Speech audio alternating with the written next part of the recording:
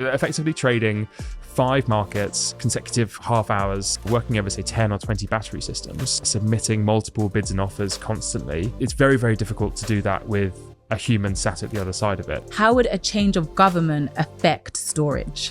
Whichever government is in place, make sure that we have more capability to deliver that transition. So I would say that's probably the thing to be focusing on. Since interconnectors flow both ways, what about the impact of renewables in other countries as well? Those interconnectors, the kind of service that they're providing, it works well if one area is generating well and one area is not generating well. Yeah. You can kind of balance that way. But if you've kind of got flat generation across all of Europe, then it can be quite limited. So you can have this kind of systemic risk with interconnection.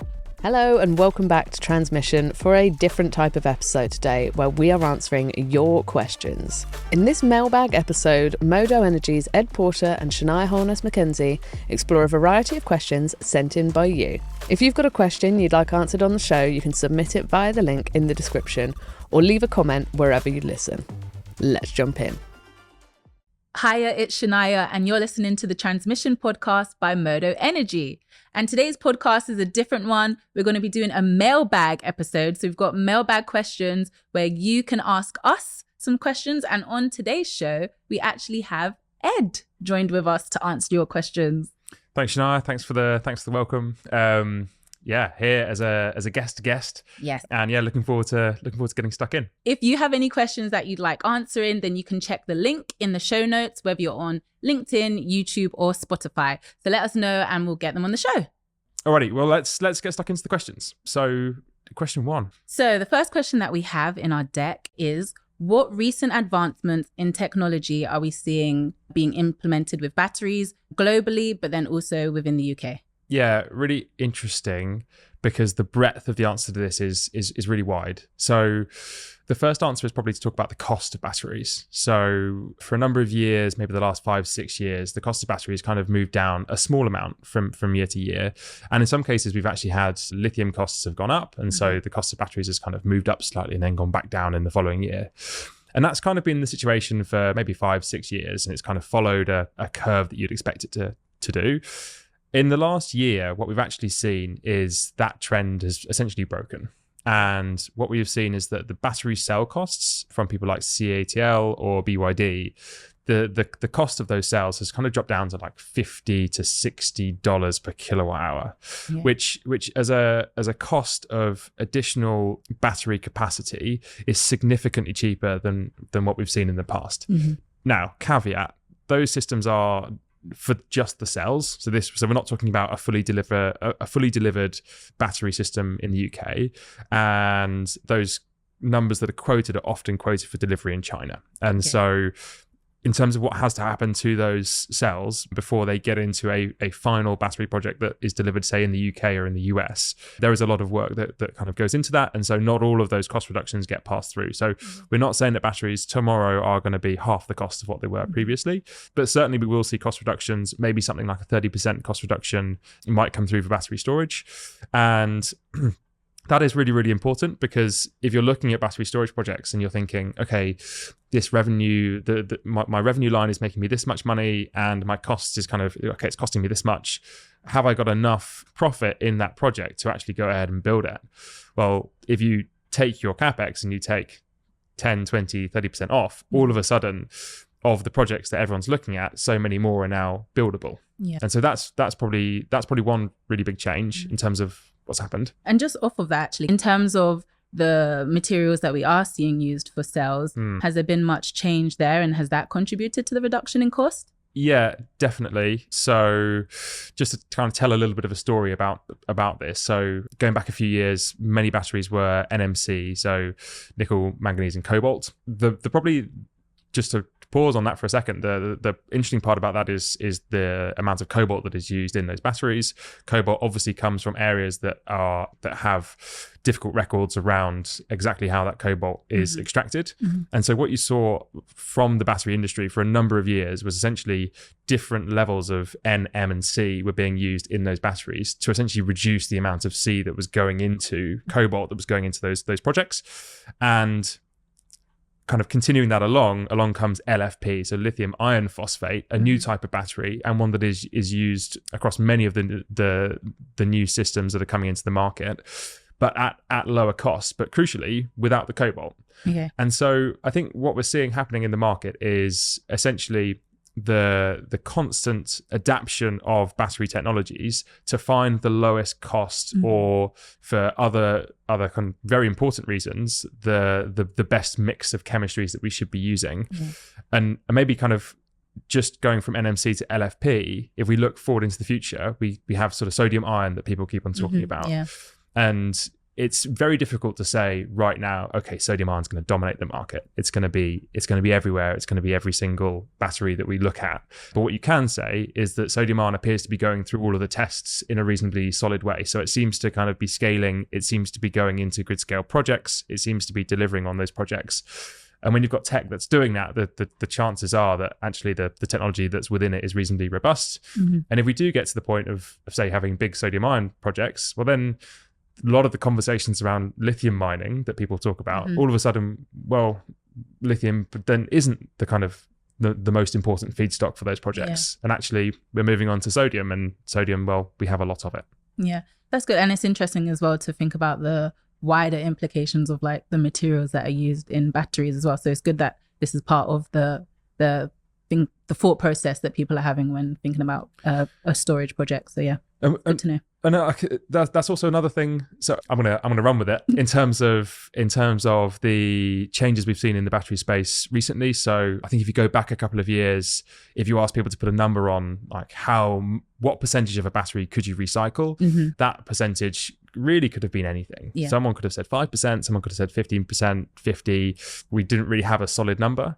We have seen in the last year many people come out and really clearly state that they believe that they can recycle 95% of batteries, and that is really important. Now, whenever someone tells you a number, you should also quiz them about the kind of economics of actually doing that. So where you've got things like NMC, each of those materials is valuable in their own right, and so there's more reason to recover them. LFP, those materials are slightly less valuable, and so there's slightly less of an incentive to recover them.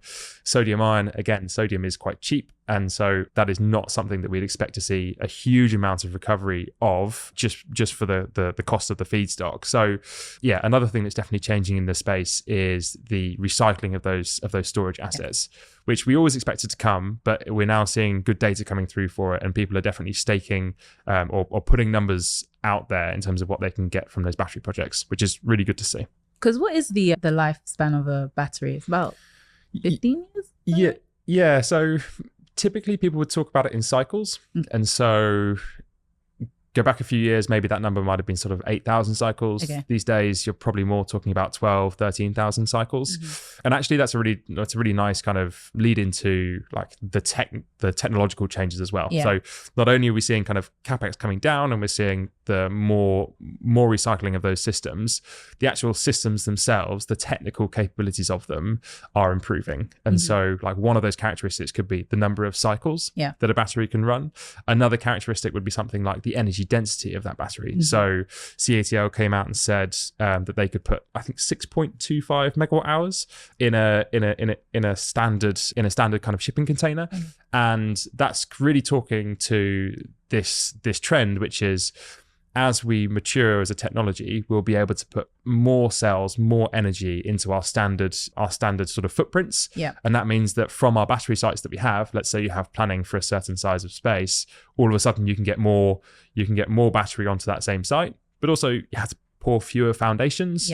Maybe the planning is slightly easier to get through. And so there's a bit of a snowball effect that happens with that improving tech. Amazing, thank you.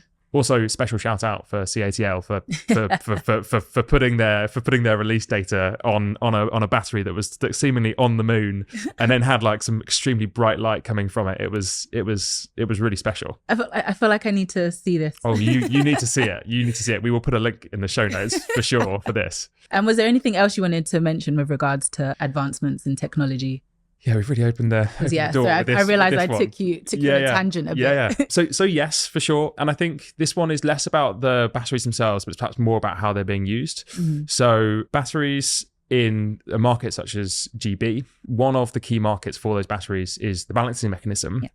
Now, the balancing mechanism is effectively actions that the control room takes close to delivery. So in the last hour before delivery, typically, to make sure that essentially we have supply meeting demand and the lights don't go out. And if you go back a few years, batteries weren't used so much in the balancing mechanism. And that was largely because the balancing mechanism was set up to run in a certain way and was doing its job in terms of cooling certain assets. And that was all very much working. But with the sort of growth of battery storage in the market and battery storage going through the size of the frequency response market. So as the GB fleet went through the frequency response markets, and now we have 3.9 gigs of batteries and we need about 1 to 1.5 gigs of frequency response. So essentially imagine we have 2 gigs of batteries that are always available to be doing something. So the National Grid now has these 2 gigs of batteries always available to do something, and they haven't really been making the most out of those batteries. And I think they would say that, and I think the industry would also say that. And what has happened is they've got a program of works that runs from 2023 to 2027 called the Open Balancing Platform, which you compile lots of stats for and put onto the Modo platform. So this interview is very familiar. Yeah, this interview is the wrong way around. But I hope you like hearing your own research coming back to you. Yeah, and I think the point that I really wanted to make on this is actually that there is on one side we're seeing the technological improvement of those batteries, but also we are starting to see like processes and algorithmic and automated dispatch within the control room starting to get much more value out of the batteries. So that doesn't necessarily mean that those batteries are doing something that they're not capable of. It's more that the processes and the systems that are in place are now starting to get more value for both ESO, for battery owners, and for consumers. Yeah. We're starting to get more value out of the battery fleet we've got. Yes.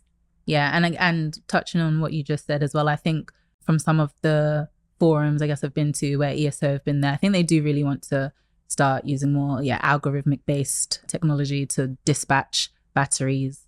And OBP is the start of that. And I think there's a few other areas where, well, I guess OBP encompasses a lot of things, is the target. So yeah, there's definitely more that they'll do in that arena as well, from what they say. Yeah, and it's something that we were just talking about this before actually, which is what next for some of the analysis around OBP and essentially how much batteries are used in the space. And I think we're really interested to essentially go to the next level of comparing, say, storage with other technologies to get a really good idea of actually, are we seeing storage being used to kind of the maximum of its potential, or are we potentially leaving value on the table that would be great for consumers and would be great for ESO to get costs down and would be great for storage portfolios to be used more? So yeah, I am 100% sure that we will be talking much more about this over the next 12 to 24 months because it's a really important revenue stream. Yes, for sure. So my next question for you, Ed, is how are AI advancements being utilized to optimize battery energy storage systems in GB? Yeah, this is a really interesting one, and actually kind of links back to a little bit of what we were talking about in the balancing mechanism. I think one of the things, and there's kind of lots of ways we could talk about this, but one specific example that I want to call out is where people are with batteries at the moment is that they are having to optimize across lots of different markets. So if you think about the optimizers, they have to look at reserve products, so things like balancing reserve. They then have to look at frequency response markets. They have to look in day ahead market and trade there. And then they have to go into the intraday market and trade there. And then they have to go into the balancing mechanism, like last but not least. And so they're effectively trading 5 markets, lots of individual and kind of consecutive half hours. And so you have to have these kind of really joined up strategies. And if you're imagining that they are working over, say, 10 or 20 battery systems, and they're submitting multiple bids and offers constantly, you kind of, it's very, very difficult to do that with a human sat at the other side of it. And so one of the really interesting things that we're seeing is sort of algorithmic approaches to battery dispatch that are starting to come through. And we're starting to see some really kind of not unusual, but we're starting to see some quite interesting behavior where batteries are doing one thing through a day ahead market or an intraday market, and then that's the right thing for them to be doing there, and they're providing flexibility to those markets. And then as they get into the balancing mechanism, their position, so whether they were discharging or charging, is then being flipped to provide effectively another service. And that might be like providing a locational service, that kind of thing. And so what we are now starting to see is kind of the automated dispatch from the balancing mechanism start to meet things like the automated dispatch from the optimizers. And so how those things are meeting and how they're finding an optimal path is something, it's fascinating to see. And we are really at the start of how to get the most out of storage in the BM. Thank you. My next question for you is, how do interconnectors impact Great Britain? And also, how does the penetration of renewables impact this as well? Okay, so interconnectors, they essentially will flow power to the areas that have the highest price. So pretty simple stuff. And effectively for the last winter in GB, we've had reasonably high power prices in GB in comparison to the rest of Europe. And so over the course of peak prices, we've seen good power flow from Europe to GB, and so that's effectively given us around about 4 gigs on average across peak periods. As time goes on, this will change a little bit. So one of the things that I think we flagged recently was, as we get towards 2030, with many more sort of offshore wind farms installed, we might see the UK going from being a net importer of power to being a net exporter of power. And so that's an opportunity, but also there's kind of another side to all of this, which is that if a lot of that power is very subsidized, then there can also be some consequences of that in terms of where our sort of subsidized generation is going. So it's interconnectors are a really interesting part of the power market, but definitely just think about them as essentially flowing power to the areas where the price is highest. And I guess since interconnectors flow both ways, what about the impact of renewables in other countries as well? How would that affect Great Britain? Yeah, a classic example of this is just how much Germany has invested in solar generation. Germany was then exporting solar to lots of other regions as a result of kind of its early adoption of solar policy. And we would expect to see that continue. So any area where there's very good solar generation or very good wind generation, you will see low prices, and therefore those regions will be exporting. And that will be a benefit to those other regions around that will then receive this kind of lower cost power, which is really nice. I think the kind of the catch with some of the interconnection work is that, yes, it's very good to keep power prices down for the total region. And yes, they do, by essentially removing some of the very regional, like high wind or low wind or high solar, low solar. Essentially interconnectors can try and balance a little bit of that across the continent. But there are some occasions where effectively, if you get very low wind across all of Europe, and if you get very low solar across all of Europe, then those interconnectors, the kind of service that they're providing, it works well if one area is generating well and one area is not generating well. You can kind of balance that way. But if you've kind of got flat generation across all of Europe, then in terms of the kind of security of supply angle, it can be quite limited. So you can have this kind of systemic risk with interconnection. And so that's definitely one thing to watch out for. Has that ever happened? Have you seen that before? Yeah, it does happen, and the reality of this, right, is that Europe is very connected in terms of the weather patterns that it receives. This is why people are looking at building interconnectors to areas that are further afield. So maybe going to Morocco, potentially going to Iceland, connecting to Norway. The more that kind of we can build that sort of network of interconnection, the more secure we will be as a result. But absolutely, you see periods of time where, say, the vast majority of Europe is getting pretty low wind generation. Yeah. Okay. Thank you. That's interesting. So Ed, I know that you were recently in Parliament to talk about things related to kind of clean energy and energy in general. So if you could give a little explanation about what you were doing there, and then that would lead nicely onto our next question, which is, how would a change of government affect storage? Oh man, you've really dropped that in the conversation, haven't you? Okay, so yeah, I mean, look, very privileged to be invited to go along and talk about battery storage. We was part of the Environmental Audit Committee, and yeah, it was a really good session, a nice chance to kind of represent some of our customers and kind of talk about what's happening in the space. So yeah, that was a real privilege, and it's really nice to see the wider kind of government taking a look at what's happening in battery storage. So that's really positive. This question. So then talking about change of government, and we shall see where we end up with that. By kind of all measures, looks like we'll have some form of Labour government coming in. And in terms of energy markets, I think at a really high level, there is a more aggressive target. So instead of trying to do net zero by 2035, we've got net zero by 2030. And then we've very recently seen a few more pieces of policy starting to come out from Labour around like what they want this to look like.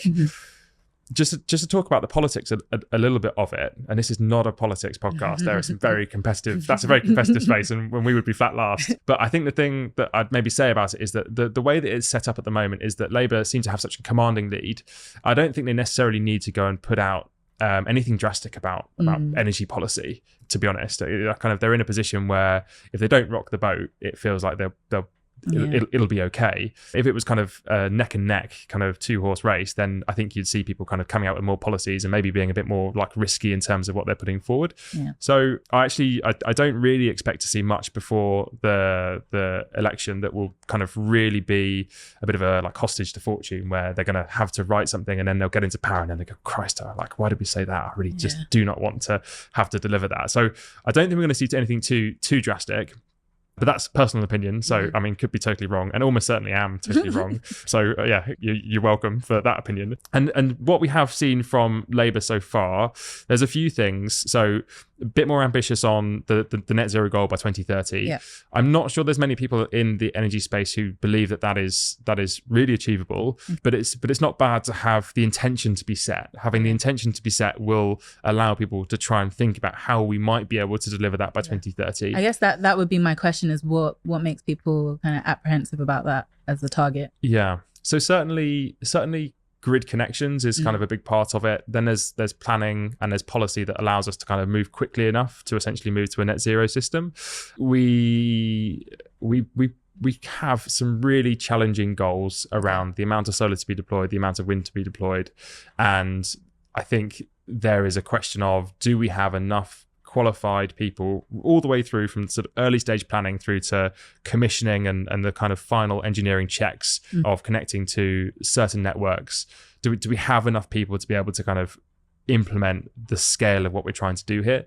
And whether someone comes along and says, that's going to be in 2030 or whether that's going to be in 2035, that's not changing the number of qualified electricians we have. And so I think really the devil will be in the detail of that, which is like, well, how quickly does whichever government is in place like make sure that we have more capability to deliver that transition? So I would say that's probably the thing to be focusing on. We also have this kind of GB energy, right? And I'd be really interested to see kind of like what that does, what they want to use it as a vehicle for. If you think about the UK, I mean, one thing we do very well at the moment is financing. You know, London is a very good place for finance, and there's kind of no shortage of that. So what's holding back the transition from moving faster? And I'm sure they have good ideas in terms of what they're going to do with GB energy, but it'd be interesting to see them. Yeah, and they've definitely said the focus will be on clean energy as well. So, and that could include wind, onshore wind, offshore wind. So yeah, it'll be interesting to see exactly what they aim to do and how that would affect people who are already kind of players in that field. So so I agree with you there. And it's a pretty similar story, right? So in the same way that the net zero target comes forward, the offshore wind, floating wind, onshore wind numbers and solar numbers, they're all kind of a step up from what we've seen in things like future energy scenarios, which is great. It's more challenging, but again, it's kind of it's positive in that it's setting a precedent, it's setting where they want to go. I think people will be skeptical of it until they see really how it can get delivered, and that's probably the take-home message, which is like we need to see those key details before this becomes a reality. Yeah. They did mention stuff to do with grid connection issues as well.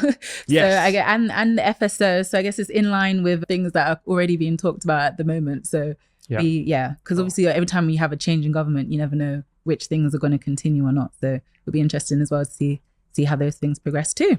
Yeah. And I think open opportunity, if anyone wants to come on, and maybe I think Ed Miliband needs to come on and talk about how GB Energy is going to work. This is an open invitation. We'd love to get his view. I would actually love that. Yeah, it would be a great episode. It wouldn't be as good as the Yep one, but it would be up there. Nothing is as great as that one, I have to admit. For sure. Well, one last thing on this. So the thing that surprised me on the manifesto is that battery storage in GBs have been a massive success story. We've been able to essentially decarbonize a huge amount of our frequency response, and batteries are constantly providing services that mean energy is delivered to consumers at lowest cost. It's weird that sort of both parties don't necessarily want to kind of put themselves closer to energy storage and some of the benefit that it's brought through. We definitely don't want it to be a big kind of political football and involved in the space, but it is a success story and will continue to be a success story in the next government, whichever way that goes. And it would be, I think it would be appropriate for people on the energy policy side to be celebrating that. Yeah, for sure. Yeah. And just the build out of batteries over the past few years has been, especially the last year, has been amazing. So yeah, a lot more to come. Okay, Ed, this one might be a hard one for you because I don't know, you don't strike me as someone that would have this problem, but what is something that you got wrong or went in a different direction than you were expecting? Okay. Or where you've changed your mind. Yeah, as well. I think I can hold my hands up and say comprehensively I've been wrong many, many times. and in a few places. So in no particular order. That's a worry, right? It sounds like it's going to be a long list. So I definitely last year I went into the winter last year thinking, it's going to be an interesting winter, and we're going to see high power prices. Winter is going to be a better time for battery storage, and I think that's kind of the mindset of a lot of people in the space was peaking assets make more money in winter and less money in summer. And I think one thing that we've learned over the last 6 to 9 months is that you might have a mild winter, but then also as you come into summer periods, you start to get negative pricing coming through, and as you get negative pricing plus solar generation, you kind of that gives a spread to battery assets, but it also gives the potential for battery assets to cycle twice, and they might not have that in winter. And so I was kind of thinking, winter's going to be this key time where we're going to see the best revenues for storage, and I think that still is true long term. But one thing I've kind of learned over the course of the last few months is just how effective kind of some of our summer periods might be for battery storage. They've been dreadful for sort of gas peakers, but they've been very good for storage. So that's definitely one thing that I've learned. Another area, so I think one thing that surprised me is that I was expecting batteries to be traded on forward markets. So I was expecting people to try and get rid of some of the risk with their battery assets. So imagine a battery has exposure to power prices, and if you trade all of that battery at essentially the day ahead stage, any movement in power prices before then is going to create exposure for you. Yeah. In the same way that for retail customers, your retail company will go out into the market and will start buying energy for you 3 years ahead of time, even though your exact shape of your retail consumption will really vary half hour to half hour. Yeah. So I think there is an expectation that batteries will at some point start to hedge, which is essentially buying power or essentially getting rid of their risk in forward markets. Yeah. I expect to see a bit more of that in the market. We've seen some people do little bits of it. So there are a few companies that announced it. There are a few companies that didn't announce it were doing it. And I think we'd expect to see more of that, but there hasn't been as much as I maybe thought there would be up until now. Yeah, I think I remember an article coming out about a company announcing that they were going to be doing that as well. Yeah, that was a Statkraft and Statera like quarter ahead hedge, and I think at the same time that was happening, there were others in the space also looking at it. I just think it's not yet got to. If I compare it to retail, every single retail business hedges for anywhere between 1 and 3 years ahead of time. Okay. If you look at the battery storage space, I think some players are looking at that. Some players are kind of hedging their position, but not everyone. And some players would actually say, I actually don't want to be hedged. And I think that given the revenue changes we've seen in the last in the last year, I think people might have changed their position on that and might decide to be a bit more hedged. How do you, as a battery, how do you kind of plan for your energy so far ahead.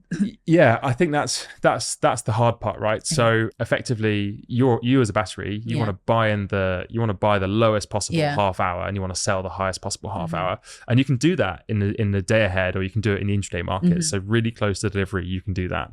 If you go 3 years out, the thing that people trade is like base load power, so 24/7 power across an entire season. And that doesn't really match at all to the thing that you actually want to trade. Okay. And so what people do is they can either find someone who's willing to kind of take the other side of it, and then people will price it and they'll find a trade, or you can do something which is going to sound super technical, but isn't really.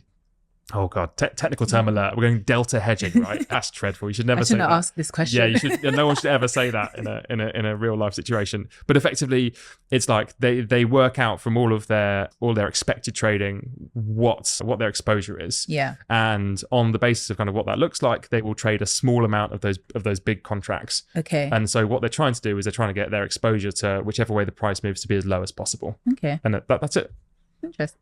That's it. yeah. Sorry. Yeah. That was a real Blue Peter moment. Yeah. It's like, here's one I made earlier, like just done. Well, those sound like some reasonable things to maybe have been wrong on. I'm using quotes. Yeah. But yeah. Yeah. I mean, there's a long list of other things we've been wrong about. That's probably a separate episode for sure. Okay, and I have one last question for you, which comes from Luca Progetti from Pexa Park. So thank you very much for sending in this question. And it is very simply, what is the end game for batteries? Luca, this is a real stitch up of a question. So thank you for sending it in. And I think there is. So we when we look at our forecasting, we look out to kind of 2050, and we start to see kind of how the market is changing by that time. If we think about the power market is trying to get to net zero by 2035. So the transition for the power market should be more or less done by 2035, and kind of depends on how effectively you think we'll do that. And then as we start to electrify other areas, we'll add more demand onto the power sector. And so essentially the power sector will transition and then grow. And in reality, it's actually growing and transitioning at the same time. So all this change in the power market, and all of that time, effectively you're adding on more wind, more solar, more storage all the time. So I'm not sure what the answer is in terms of like what is the end game for storage, but I think we're starting to get a much better appreciation of kind of what the end solution looks like, which is a heck of a lot of solar, a heck of a lot of wind, loads of storage to manage any kind of intraday balancing. So kind of any balancing that's like 4, 6, 8 hours, we think, yeah, okay, storage can kind of pick that up. That's one part of the end game, which is I think we've got a pretty good solution, and that will scale as we add more demand. So we kind of know what that looks like. I think the really big question is, how do we deal with those really difficult periods where, let's say, going back to the earlier point around there not being much wind at all across Europe for, say, 2 weeks? How do we deal with that? And battery storage might be 6, 8, 10 hours. That feels like a really nice space for battery storage and very doable. But can you use battery storage for inter-seasonal type trading? I think that's probably not going to happen. And so, to what extent does storage start to kind of provide those kinds of services? And I don't really think we have a very clear answer at the moment. The way I expect it to come through will be through sort of the kind of commercial business cases. So people will continue to look at the money they can make from wholesale traded markets, what products are out there for reserve type services and capacity type services, and then they'll work out whether the whole thing makes money or not. And on the basis of that, they'll decide to build the thing, yes or no. That will still leave a gap. So there will still be big areas that I think are currently really undecided in terms of other types of storage tech that might come through that provide kind of interseasonal storage. Are we going to see, to the CCUS podcast we had on recently, are we going to see CCUS become really effective and really cost effective and solve some of those problems? Are we going to see hydrogen to power? I think we saw that in one of the government statements. Are we going to see hydrogen to power? It seems like the market's saying a little bit no at the moment, but maybe it'll come through. And so there are some really big chunky questions that are totally unanswered. And I think that's part of what makes it exciting to work in battery storage. No, those are some really interesting points, because I hadn't really considered that, like really long duration storage that is used depending on seasons, weather. So yes, that's you got me thinking as well. But yeah, no, thank you, Luca, for that question. I think that's a nice way to end the podcast as well and get people thinking about that. And if you have any other questions of a similar nature that you would like us to answer, then please do send them in. Remember, the link is in the show notes on whatever platform it is that you're listening or watching us on. And thank you, Ed, for joining us today. Do you have any other things that you want to leave with? Oh no, there was a real pleasure to be on. Thank you for hosting. And yeah, as you're saying, like, please do send in any questions you've got. It would be great to run another one of these episodes. And yeah, looking forward to doing it. Thank you for listening to Transmission, a Modo Energy podcast. Transmission delivers conversations from industry leaders and experts exploring energy markets and the operations and technologies related to grid-scale battery energy storage. Check out our other episodes by searching Transmission wherever you get your podcasts. Check out the Energy Academy, our video crash course on how markets in Great Britain and ERCOT work, or head to modoenergy.com to see our written research. Thanks for listening.